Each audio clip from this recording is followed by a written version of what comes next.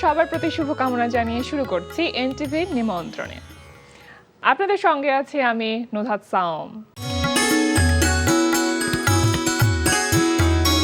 প্রিয় দর্শক, এনটিভি নিমন্ত্রণের আজকের আয়োজনে থাকছে সংস্কৃতি, এনটিভি অনুষ্ঠান সূচি ও আলাপন।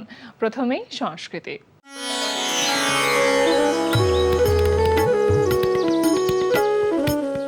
উত্তরার গ্যালারি কায়ায় অনুষ্ঠিত হচ্ছে চন্দ্র ভট্টাচার্যের একক চিত্রকলা প্রদর্শনী বিটুইন উইটনেস অ্যান্ড ইমাজিনেশন। প্রদর্শনী চলবে 21 জুলাই পর্যন্ত।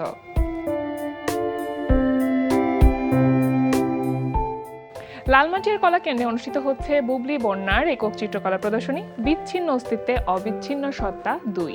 প্রদর্শনী চলবে 25 জুলাই পর্যন্ত। এবার এনটিভি অনুষ্ঠান সূচি। এবার জানিয়ে দিচ্ছি এনটিভির আজ রাতের বিশেষ বিশেষ অনুষ্ঠানগুলির সময়সূচি। সন্ধ্যা 6:35 সরাসরি সম্প্রচার হবে সমসাময়িক বিষয় নিয়ে অনুষ্ঠান সংবাদ প্রতিদিন।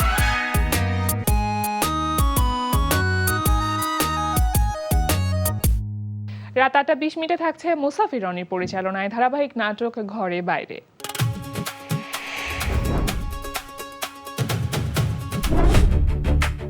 ওদের সাথে সব ধরনের যোগাযোগ বন্ধ করে দাও। What do you mean? Mister Anis admitted, আপনার আমাকে দরকার। আপনি কাউকে বিশ্বাস করতে পারেন না। আমি তো বাপের বাড়িতে আসছি, এখানে জামাইকে আনতেই হবে কেন?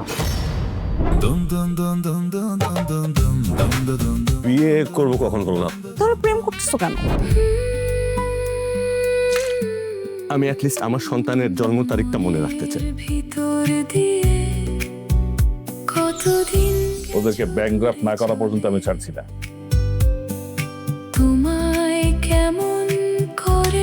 কোম্পানির অবস্থা কিন্তু খুব একটা ভালো না। বলো কেমন করে ঘরে বাইরে। রাত 9টায় থাকছে অনুষ্ঠান সান্ডালিনা গ্ল্যামার ওয়ার্ল্ড।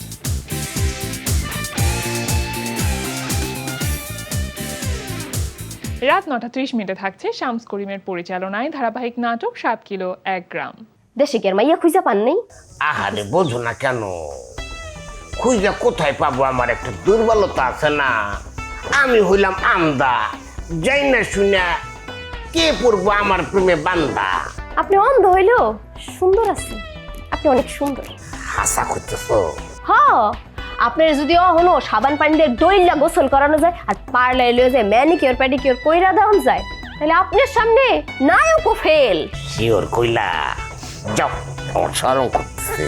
7 কিলোর 1 গ্রাম। রাত 11:30 সরাসরি সম্প্রচার হবে টক শো এই সময়।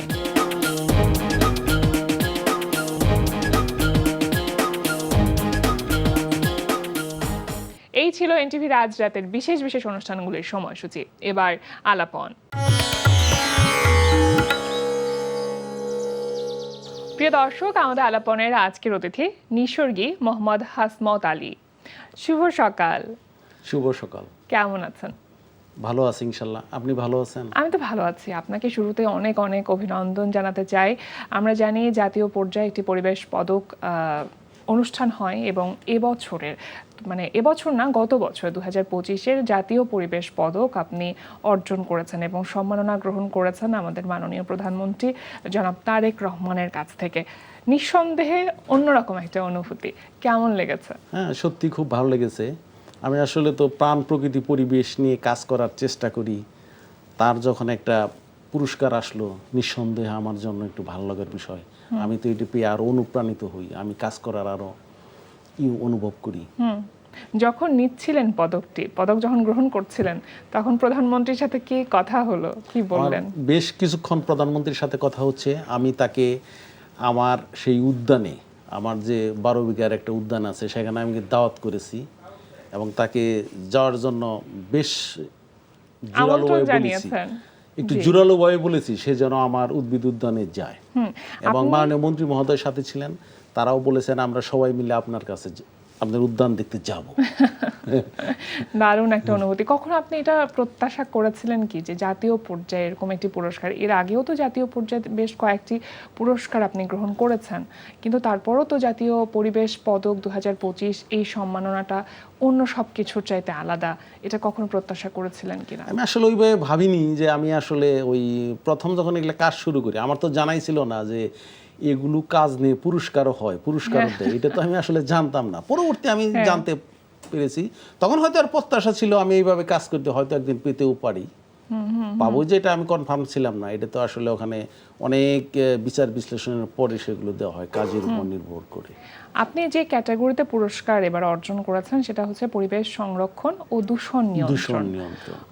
আসলে তো আরো অনেকগুলো ক্যাটাগরি আছে, মোট 6টি ব্যক্তি পর্যায়ে এবং প্রতিষ্ঠান পর্যায়ে মোট 6টি ক্যাটাগরিতে এই পুরস্কার দেওয়া হয়। যখন প্রথম জানতে পেরেছিলেন যে এবারে পরিবেশ সংরক্ষণ ও দূষণ নিয়ন্ত্রণ পুরস্কার এই ক্যাটাগরিতে আপনি অর্জন করছেন, এটা শুনবার পরপরই কি মনে হয়েছিল? না, সত্যি অন্যরকম একটা অনুভূতি আসলে কাজ করছে। আমি মানে অনেকটা বাকরুদ্ধ যে সত্যি সত্যি কি আমি পুরস্কার পেলাম। হ্যাঁ, আমি সেই প্রজ্ঞাপনটা আবার বারবার পড়ে দেখছি, সত্যি আমার নামটা তো আছে। হ্যাঁ, দেখা গেল যে না, সত্যি সত্যি আমার নামই আছে ওখানে। আসলে তো একটা দারুণ অনুভূতির ব্যাপার। আচ্ছা, এই যে পরিবেশ নিয়ে আপনার যে কাজ করার আগ্রহ, অনুপ্রেরণা, আপনি তো বাংলাতে লেখাপড়া করেছেন, কিন্তু পরিবেশ, প্রকৃতি, সেটা সংরক্ষণ, গবেষণা, এত কিছু আপনাকে কিভাবে টানলো? আসলে আমার বাড়ি তো নিতান্ত একবারে গ্রামে, এবং আমার বেশ কিছু ওই বাড়ির সাথে জমি ছিল আর কি, এটা 12 বিঘা জমি। এখানে এক সময় আমি ওই বিভিন্ন ধরনের বাণিজ্যিক চাষাবাদ যেটাকে বলে ওগুলো চাষ করতাম, এবং সেখানে কিছু কিছু গাছ লাগানোর চেষ্টা করতাম, যে কোনো ধরনের গাছ। আমার ছোটোবেলায় আমি সেখানে একটা ফুলের বাগান করেছিলাম। আমি যেখানে যেতাম সেখান থেকেই একটা ফুলের ডাল কিংবা এই কয়েকটা বীজ কোনো কিছু আনার চেষ্টা করতাম। এভাবে এই করতে করতে আমার ছোট্ট একটা উদ্যান হলো। পরবর্তীতে আমার 2016-তে এসে একটা উপলব্ধি হলো যে আমাদের দেশ থেকে যে এই যে অনেক প্রজাতির উদ্ভিদ হারিয়ে যাচ্ছে, এটিকে আমি সংগ্রহ করতে যদি পারি তাহলে তো একটা পরিবেশের জন্য, আমাদের প্রাণ প্রকৃতির জন্য উপকারে আসবে। তখন আমি একটা কঠিন সিদ্ধান্ত নিলাম, সেটা হলো যে এই বাণিজ্যিক চাষাবাদ বাদ দিয়ে সেখানে এই ধরনের বিরল প্রজাতির গাছ সংগ্রহ করা। যদিও আসলে কাজটা খুব সহজ ছিল না। নিঃসন্দেহে। এটা কত সালের কথা? এটা যদিও পূর্বে গাছ লাগাতাম, তো 16-তে এসে এটা একবারে পুরোপুরি কাজ শুরু করে দিলাম। আপনি সিদ্ধান্ত নিলেন এবং সেই অনুযায়ী কাজ শুরু করলাম। আচ্ছা, কারণ এটা তো আসলে একটা কাজ করতে গেলে অনেকটা পারিবারিক চাপও থাকে। এখানে আমার এই বিশাল এরিয়ার মধ্যে সব ধরনের বাণিজ্যিক চাষ বাদ দিয়ে যেখানে কোনো কিছু চাষ করলে সেখানে একটা ইনকাম আসবে, সেটা বাদ দিয়ে এই প্রাণ প্রকৃতি পরিবেশের জন্য কাজ করা অনেকটা একটু ডিফিকাল্ট ছিল। আর আমি তো একজন কলেজ শিক্ষক, আমার তো সীমিত আয়, এই আয় দ্বারাও আসলে একটু ছিল, তারপরেও আমি সেগুলো চালিয়ে যাচ্ছি। এখানে আরেকটা সুবিধা ছিল যে আমার সহধর্মিণী আফরোজা বুলবুল, সেও কলেজ শিক্ষক। আচ্ছা, কলেজ শিক্ষক, যার জন্য দেখা গেছে যে আসলে আমরা ওই দুজনের টাকায় দুজনকে সাপোর্ট দিতে পেরেছেন থাকায় এখন ওর টাকা দিয়ে হয়তো ওই সংসারটা চলছে, আর আমার টাকাটা আমি ব্যয় করেছি। যদিও তারপরে এটা একটুই ছিল, কঠিন ছিল, তারপরে ইনশাল্লাহ আমি কাজগুলো করতে পেরেছি। সেটা কত সালের কথা বলছিলেন আপনি? এটা 16 থেকে শুরু হয়ে অদ্যাবধি পর্যন্ত করে আসছি। আচ্ছা, এখন আমার সংগ্রহে, আমার উদ্ভিদ উদ্যানে আমি ওই পরবর্তীতে যে উদ্ভিদ উদ্যানটা দ্বিজেন শর্মা নাম দিয়ে একটা উদ্ভিদ উদ্যান করি, এবং এটা কথা সাহিত্যিক সেলিম হোসেনকে আমি আমন্ত্রণ জানাই আমার এখানে আসার জন্য, এটা উদ্বোধন করে দেওয়ার জন্য, এবং তিনি এখানে আসেন। বর্তমানে আমার এই উদ্যানে 700 প্রজাতির উদ্ভিদ আছে। আচ্ছা, মানে এর মধ্যে দেশীয় সব ধরনের উদ্ভিদই আছে, এর মধ্যে দেশীয় যে বিলুপ্ত প্রজাতি যেগুলা হারিয়ে যাচ্ছে সেগুলোকে আমি মানে সর্বোচ্চ গুরুত্ব দিয়ে এখানে সংরক্ষণ করেছি। আচ্ছা, এবং বাংলাদেশের একক ব্যক্তিগত সংগ্রহে এত প্রজাতির উদ্ভিদ আমার জানা মতে কারণ নেই। আচ্ছা, এই যে সংরক্ষণ প্রক্রিয়া, আমার কাছে মনে হয় এক একটি উদ্ভিদকে সংরক্ষণ করবার প্রক্রিয়া আলাদা আলাদা হয়। তো তো সেগুলো সম্পর্কে জানা, বোঝা এবং সেই অনুযায়ী যত্ন নেওয়া, এটার জন্য আপনার কত মানে এটার জন্য কি কোনো বড় টিম লাগে কিনা, নাকি আপনি একাই সবকিছু না, করেন? টিম আসলে কিছু গাছ গাড়ার তো কিছু অবশ্যই নিয়ম আছে, একটা দূরত্ব ফ্যাক্টর আছে, এরিয়াটা আছে, তারপরে সূর্যালোকের বিষয় আছে, মাটির ইবে আছে, অনেক কিছুই আছে। তারপরে আমি মোটামুটি, যেহেতু আমি আসলে তো ছোটোবেলা থেকে গ্রামেও থেকে অভ্যস্ত, গ্রামের মানে মাটির সাথে তো আমি আসলে মিশে আছি, একবারে কৃষিকাজের সাথে জড়িত, আমার মোটামুটি একটা ধারণাও ছিল। তারপরে তো বিভিন্ন ওই বই পুস্তক, গুগলের সাহায্য নিয়ে অনেক কিছুর মাধ্যমে, আর আমি যখন এই লাইনে ঢুকছি তখন তো আমি এটা আসলে জানার চেষ্টা করছি যে আসলে কোন গাছটা কোথায় কিভাবে করতে লাগানো হয়েছে, যায়। অনেক গবেষণা করতে হয়েছে। হ্যাঁ, অনেক। হ্যাঁ, তারপর যে এটা কোথায় নিয়ে তো কিভাবে, আপনি লেখালেখিও করেছেন। হ্যাঁ, একটু লেখালেখিও করেছি। আচ্ছা, আরও একটি ইন্টারেস্টিং ব্যাপার হচ্ছে যে আপনি বাটারফ্লাই নিয়ে কাজ করেছেন, মানে বিভিন্ন প্রজাপতি নিয়ে কাজ করেছেন এবং বাটারফ্লাই নিয়ে আপনার একটা অ্যাওয়ার্ডও আছে। একটু জানতে চাইবো যে উদ্ভিদ একরকম বিষয়, কিন্তু বাটারফ্লাই সেটা নিয়ে কেন ইন্টারেস্ট হলো এবং সেটা কিভাবে কাজ শুরু করলেন আপনি? আসলে তো আমার উদ্ভিদ উদ্যানে অনেক প্রজাতির যেহেতু উদ্ভিদ আছে, ওর মধ্যে ফুলের গাছও ছিল, বিশেষ করে একটা গাছ আছে রঙ্গন গাছ। আমার ওর পাশে একটা দোলনা ছিল, ওই দোলনাতে আমি বসতাম, বসার পরে আমি দেখতাম যে ওই ফুলের গায়ে, ওই রঙ্গন গাছে অনেক প্রজাপতি আসছে। আচ্ছা, তখন আমার একটা মনে হলো যে আমি যদি এই প্রজাপতিগুলোকে যদি সব সময়ের জন্য ধরে রাখতে পারতাম, কোনো পদ্ধতি আছে কিনা। আচ্ছা, পরবর্তীতে আমি জানতে পারলাম যে প্রজাপতি পার্কও আছে, হয়, এবং বাংলাদেশে পতেঙ্গাতে একটা পার্ক আছে, আর জাহাঙ্গীরনগর ইউনিভার্সিটিতে প্রজাপতি নিয়ে গবেষণা করেন ডক্টর মনোয়ার হোসেন স্যার। আমি পরবর্তীতে ডক্টর মনোয়ার হোসেন স্যারের সাথে যোগাযোগ করি এবং তিনি আমাকে অত্যন্ত আন্তরিকভাবে গ্রহণ করেন এবং একেবারে হাতে কলমে আমাকে এই পার্ক করার একটা নির্দেশনা দেন। এবং পরবর্তীতে আমার এখানে এসেও কী ধরনের, এখানে যেহেতু প্রজাপতির জন্য বিভিন্ন ধরনের গাছের প্রয়োজন হয়, যেটাকে হোস্ট প্লান্ট বা পোষক গাছ বলা হয়। অর্থাৎ প্রজাপতি যে গাছে, প্রত্যেক গাছে তো ডিম পাড়ে না, এক এক ধরনের প্রজাপতি এক এক গাছে ডিম পাড়ে, ওখানেই তারা ওই পাতা খায়, ওখানেই তারা বড় হয়। আচ্ছা, ওই জাতীয় কী কী গাছের তালিকা দেন, ওইভাবে সমস্ত কিছু করে ওইভাবে একটা প্রজাপতি পার্ক আমি নির্মাণ করি, এটা নেট হাউস দিয়ে। এবং সেটা নির্মাণ করার পরে ওর ভিতরে প্রজাপতি দেওয়ার পর দেখা যায় যে না, সেটার আরই হয় না, ওটা ডিম আসে না, কোনো কিছুই আসে না। অনেক দিন পর, দীর্ঘদিন এটা নিয়ে ওই কাজ করতে করতে আমি স্যারকে ফোন দিই, কিন্তু হয় না। হঠাৎ করে আমি একদিন কলেজ থেকে আসছি, কলেজ থেকে আসার পরে ফিরে দেখলাম যে সেখানে ওই আমার আশশেওড়া গাছ সেই প্রজাপতির ডিমে ভরে গেছে। আসলে আমি ওটাই যে ডিম আমি তখনও কনফার্ম না, আমি ছবি তুলে সেই মনোয়ার হোসেন স্যারকে পাঠালাম। মনোয়ার হোসেন দেখলেন যে, বললো যে ইউ আর গ্রেট হাসমত ভাই, হ্যাঁ সাকসেস, হ্যাঁ, এইভাবে শুরু হলো। আসলে এটা ভালো লাগার বিষয়, সেই যে ওই দিন আমার জীবনে একটা স্মরণীয় ঘটনা যে আমি এখানে এই প্রজাপতির যেই অভয়ারণ্যে আমি এখানে এই প্রজাপতির বৃদ্ধি করতে পারলাম। আচ্ছা, তো প্রজাপতি পরিবেশের জন্য কেন প্রয়োজনীয়? এটা আসলে ওই যে প্রজাপতি তো পরাগায়নে সাহায্য করে, পরাগায়নে ফুল ফসলের উৎপাদন করে। তারপরে দেখা গেছে এটা আসলে ওই যে বন টিকিয়ে রাখার জন্য আসলে প্রজাপতির প্রয়োজন আছে। আর প্রজাপতি হচ্ছে আসলে এক ধরনের ইন্টিগ্রেটর। কোনো এরিয়ার মধ্যে যদি কিছু প্রজাপতি থাকে তাহলে বুঝতে হবে যে এখানে প্রকৃতির ভারসাম্যটা ঠিক আছে, পরিবেশটা ঠিক আছে। সুতরাং এটা বায়ো ইন্টিগ্রেটর হিসেবেও বিবেচনা করা হয়। দারুণ দারুণ ব্যাপার। আর এটা তো আসলে আমাদের একটা ভালো লাগারও, প্রজাপতির উড়াউড়ি দেখলেও তো ভালো লাগে আমাদের মনে একটা নান্দনিক একটা সৌন্দর্য ছড়াতে থাকে প্রজাপতি। আপনি বলছিলেন যে বিলুপ্ত প্রায় উদ্ভিদ আপনার কাছে প্রায় 700-রও বেশি সংখ্যক আছে।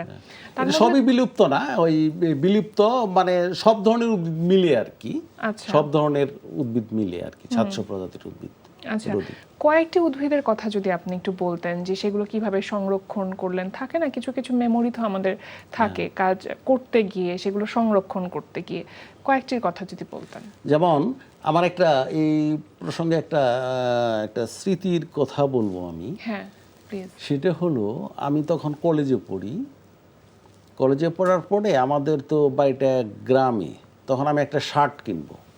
শার্ট কেনার জন্য আমাকে যেতে হবে জামালপুর শহরে, জেলা সদরে, বাড়ি থেকে প্রায় 30-35 কিলো দূরে। আমি সেখানে ট্রেন দিয়ে সেখানে গেলাম। যাওয়ার পরে রাস্তার পাশে দেখি যে কিছু গাছের চারা বিক্রি হচ্ছে। পরে আমি একটা গাছ ওখানে দেখলাম, গাছ দেখে মনে হলো যে এটা যদি আমার কাছে থাকতো খুব ভালো লাগতো। আমি তাকে দামটা জিজ্ঞাসা করলাম, দাম জিজ্ঞাসা করার পরে তখন দেখলাম যে আমি ওই গাছটা কিনতে পারবো আমি যদি সারটা না কিনি। আচ্ছা। তারপর পরবর্তীতে দেখা গেল সারটার কেনা হয়নি মনে হয়। সারটার কেনা হয় নাই, সারটার কেনা হয় নাই, সে আমি গাছটাই কিনেছিলাম এবং সেই গাছটা এখনো আমার আছে, সেটাকে ওই যে সাইকাস পাম বলা হয়, মানে বিশাল হয়ে গেছে। আমি ওই রমনা উদ্যানেও দেখছি, অনেক জায়গায় দেখছি, এত বড় বিশাল গাছ আমি দেখিনি। আমার সেই গাছটা অনেক বড় হয়ে গেছে। ওই দিন যদি আমি আসলে শার্ট কিনতাম তাহলে আমার এই গাছটা থাকতো না। থাকতো না। দারুণ। কিছু কিছু পেতে গেলে কিছু কিছু জিনিস কম্প্রোমাইজ করতে হয়। আপনার যে উদ্যান, সেই উদ্যানটি আসলে সবার জন্য কি উন্মুক্ত? হ্যাঁ, যে কোনো সবার জন্য সময় যেতে পারে উন্মুক্ত। সবাই? এবং এখানে আমি একটা ওই প্রাণ প্রকৃতি নিসর্গ পাঠ নামে একটা স্কুল প্রতিষ্ঠা করেছি। স্কুলটা আসলে কি যে বিভিন্ন শিক্ষা প্রতিষ্ঠানের ছেলেমেয়েরা এখানে বিশেষ করে ছুটির দিনে আসলে আচ্ছা। আমি তাদেরকে নিয়ে আসলে গাছ চেনার একটা অনুষ্ঠান করি আর কি। বাহ। তাদেরকে যে বিভিন্ন ধরনের এই গাছ, এটার কার্যকারিতা কি, বিভিন্ন কিছু এইভাবে আমি ওইটা করার একটু প্রয়াস। চেষ্টা করি আমি কি সেটা করার জন্য। এটা নিঃসন্দেহে অনেক বেশি উপকৃত হয় ছেলেমেয়েরাও, কারণ প্রকৃতির সাথে সম্পর্ক তৈরি করা, সংযোগ তৈরি করা, এবং সেটা ছোটবেলাতেই, সেটা ভীষণ রকম জরুরি। আমি পাশাপাশি আরেকটা কাজ করি, সেটা হলো যে শিমুল ফোঁটা উৎসব। আচ্ছা, সেটা কিরকম? এটা হলো যে বাইরের দেশে, বিশেষ করে জাপান সহ অন্যান্য দেশে চেরি ফুলের কিন্তু উৎসব হয়, সেখানে বিরাট আয়োজন করে উৎসব হয়। তখন আমি ভাবলাম যে আমাদের দেশে কেন ফুল নিয়ে কোনো উৎসব হয় না। আমাদের দেশের এই যে পলাশ, দেশীয় যে জারুল, ফুলগুলো রয়েছে, কদম, হিজল, এগুলো তো পৃথিবীর কোনো দেশের ফুলের চেয়ে কম সৌন্দর্যের দিক দিয়ে পিছিয়ে নেই, তাহলে আমাদের কেন ফুল নিয়ে কোনো উৎসব থাকতে পারে না। তখন সেই কথা চিন্তা করে আমার এক কাছের বন্ধু অধ্যাপক মিজানুর রহমান, সে আমার সব কাজে সহযোগিতা করে, তাকে আমি বললাম যে মিজান ভাই, আমি একটা এই ধরনের উৎসব করতে চাই। তখন আর সব কাজে সহযোগী আমার সে, পরে দুজন মিলে আমি ওই শিমুল ফোঁটা উৎসবের আয়োজন করলাম। আচ্ছা। এবং দেখা গেল সেটা ওই যে বিভিন্ন মিডিয়াতে আসলো, চ্যানেল 71 সহ পেপার পত্রিকায় আসলো, মানে দেশে প্রথমবারের মতো শিমুল ফোঁটা উৎসব আয়োজন করা হয়েছে এটা। এবং এটা মনে আছে যে ঢাকা বিশ্ববিদ্যালয়ের সেই উদ্ভিদ বিজ্ঞান বিভাগের চেয়ারম্যান ছিলেন তৎসময়ে ডক্টর মিহিলাল শাহ, আমাকে বললেন যে হাসমত ভাই, আপনাকে মানে ধন্যবাদ, আপনি এই যে একটা প্রথম একটা কাজ করলেন, আপনাকে কুনির জানাই। আসলে তার কাছ থেকে এই ধরনের আমি আসলে সত্যি মানে বিমোহিত, আমি আসলে আবেগ আপ্লুত। নিঃসন্দেহে ভালোবাসার কোনো কাজ করলে সেটার জন্য যদি কেউ অনুপ্রেরণা দেয়, সেটা সামনে এগিয়ে যাবার জন্য অনেক বেশি তাগিদ অনুভব করায়। আমি একটু বলতে চাইবো যে বৃক্ষ গবেষণা সংরক্ষণ উদ্ভাবন ক্যাটাগরিতে 2023 সালে আপনি জাতীয় পুরস্কার পেয়েছেন, এছাড়াও বাটারফ্লাই অ্যাওয়ার্ড 2021 সেটাও আপনি অর্জন করেছেন। পুরস্কার প্রাপ্তি হতে পারে, কিন্তু সন্তুষ্টি অর্জনের জন্য আসলে নিজের কাজটাই করে যেতে হয়। সামনের দিনগুলোতে আসলে কি কি কাজ করবেন, কি ধরনের কাজ করবেন, কোন পরিকল্পনা আছে কিনা? আসলে আমার একটা বৃহৎ একটা পরিকল্পনা আছে যে আমি একদিন হয়তো থাকবো না, কিন্তু আমার এই কাজটাকে আমি রেখে যেতে চাই।